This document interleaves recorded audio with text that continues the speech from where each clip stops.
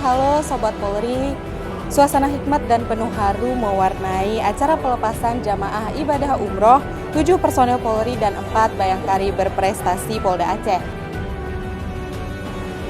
Saya merasa bangga dan bersyukur karena dapat menyaksikan kerja keras rekan-rekan sekalian, para anggota, kawan, bintang Dimas, serta bayangkari yang luar biasa, dan kita memahami bahwa tugas-tugas polisian, tugas mendampingi suami, di samping dari tarif itu memiliki profesi, memiliki tanggung jawab yang tidak ringan.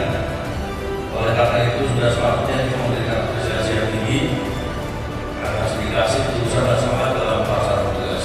Ini adalah bentuk apresiasi dari Kapolda Aceh, Irjen Pol Ahmad Kartiko SIKMH atas pengabdian luar biasa personel Polda Aceh dan Bayangkari yang telah memberikan kontribusi terbaiknya melalui prestasi yang diraih. Bagaimana perasaan Ibu telah mendapatkan apresiasi dari Kapolda Aceh, mendapatkan hadiah ibadah umroh ini, Bu? Alhamdulillah, ini merupakan suatu hal yang sangat luar biasa ya bagi saya dan rekan-rekan sekalian. Kita mendapat hadiah umroh, itu merupakan suatu hal yang luar biasa dan hal yang tidak terduga bagi kami.